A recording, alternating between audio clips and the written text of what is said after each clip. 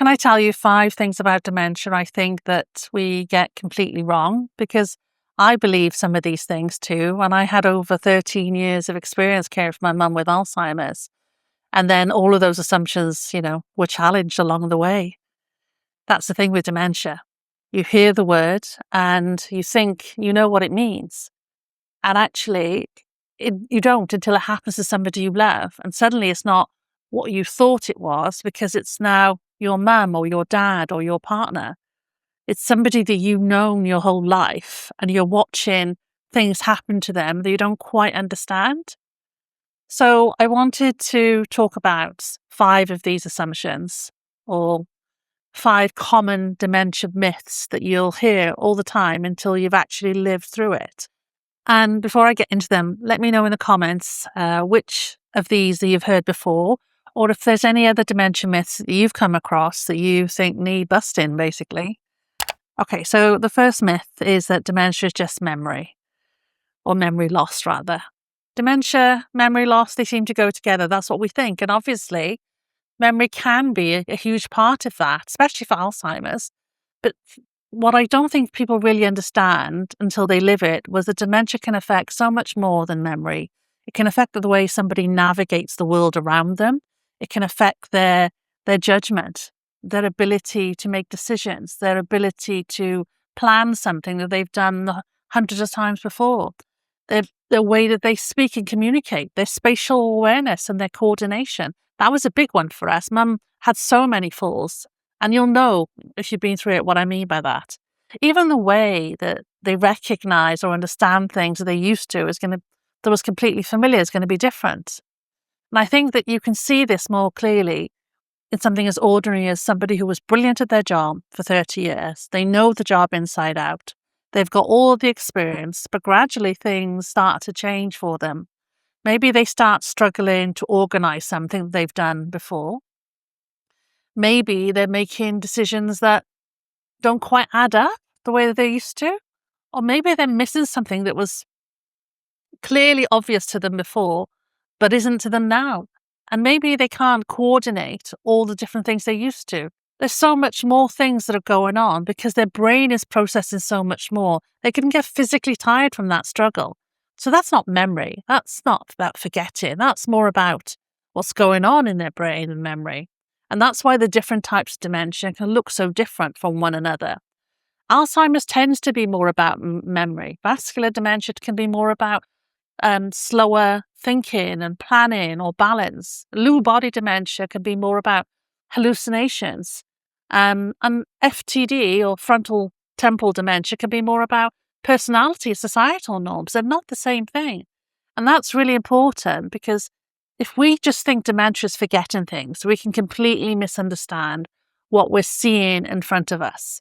You might see somebody struggling to make a decision and you might think they're being, weird or difficult. You might see them getting lost in a familiar place and thinking, what's going on? You might see them struggling with something that they've done so many times before and you're wondering what's happening. And actually there may be changes that's going on in their brain that are affecting their ability to do things. So dementia isn't simply about what someone remembers. It's about how the disease affects the brain and how that can affect everyday life. The second myth I want to talk about is that people with dementia don't know what's happening to them. And this is a complicated one because there isn't one answer. Some people with dementia have a very clear awareness that there is something that is changing for them. They may know that they're struggling to find words. They may realize that they're forgetting things. They may notice everyday tasks are becoming harder for them. And they may even try to hide that because that awareness can be incredibly upsetting. Other people may not have that awareness or realize that things are being difficult for them. But assuming that someone doesn't know what's happening can be a mistake. And I think this myth is probably more about us than it is about your loved one, because once we make the assumption that someone doesn't really understand what's happening to them, we can start treating them differently. We can answer for them. We can make decisions for them. We finish sentences for them. Some people even talk about them as if they're not in the room. We start doing things for them that they may well be perfectly capable of doing right now. And I'm not saying everyone does that, or that there won't come a point when somebody genuinely needs more help from you. But there is a difference. There's a difference between supporting and there's a difference between taking over. And I think that's something that we have to be very careful of and not lose sight of, because dementia doesn't automatically remove a person's agency, awareness, or right to participate in their own life. So the third myth is that Alzheimer's and dementia are the same thing. And I completely understand why people think this, because the word is always used interchangeably. Someone says, my mum has dementia, and then someone else says, my mum has Alzheimer's. And we all know roughly what they're talking about, but they're not actually the same thing. So think about it in another way. Think about it like your eyesight. If I say to you, I've got a problem with my eyesight, that tells you something important, but it doesn't tell you what's causing it. The problem could be cataracts. The problem could be glaucoma. The problem could be macular degeneration. And these are all different conditions that can affect your eyesight, and they all don't work in the same way. And dementia is a bit like that. It's describing a set of difficulties caused by changes in the brain. But Alzheimer's is one particular disease that can cause dementia. It isn't the word for all dementias. There are other diseases that can cause dementia. So we have vascular dementia, we have Lewy body dementia, we have frontotemporal dementia, we even have mixed dementias. And there are many more rarer dementias that are out there, and they can all affect different parts or functions of the brain in different ways. So when somebody says they've got dementia, that doesn't necessarily tell you the whole story. It doesn't necessarily tell you what's causing it. And that's important for families, because once you know what type of dementia your loved one has or is dealing with, you can start to understand why someone might be what they're experiencing in their world. So for me, I always think of dementia. Dementia sort of describes the problem, and Alzheimer's is one of the diseases that can cause it. It isn't the word for all dementias. Now, the fourth myth is if they don't recognize you, they don't know who you are. And this one can be really heartbreaking, because imagine being with somebody you love and suddenly they look at you and you can see that they're really trying to work out who you are. And maybe they don't remember your name. Maybe they forget it for a moment, or they don't seem to know that you're their daughter or their husband or their sister. And it's very easy then to think, oh God, they don't know me anymore. But recognition isn't that simple. It can change over time. It can come and go. It might be there for a moment and then it can disappear. It could be that somebody forgets your name, can't find the word for it, but still knows that you're their daughter or someone familiar to them. They might not be able to tell you who you are, but they will respond differently when you walk in because they know you. They might recognize your voice. They might recognize your face, but not name it. They will recognize your touch, the way that you speak to them, the feeling of being safe when you're around. And as the condition progresses, that changes over time. There will come a point generally that they probably don't know who you are.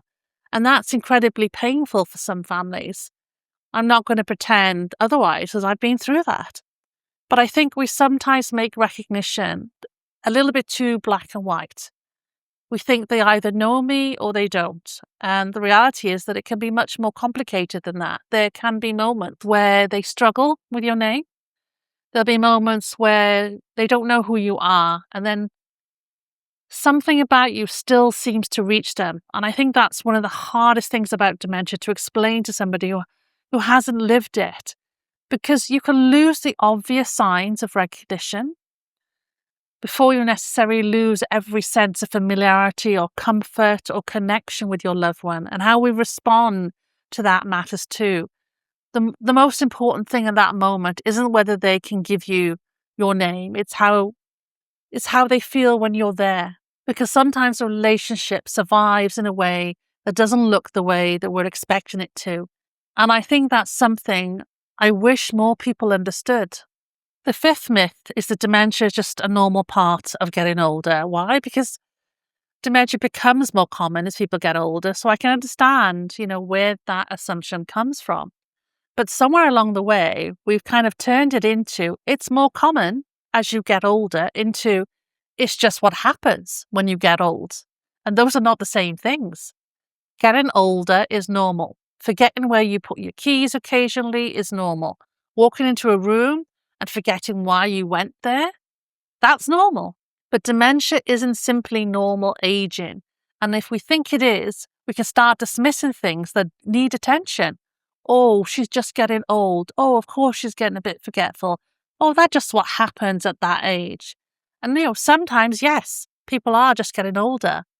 But if there's any meaningful change in someone's ability to think or to communicate or to make decisions, navigate their environment or manage everyday life, that's different. And that's not a normal part of getting older.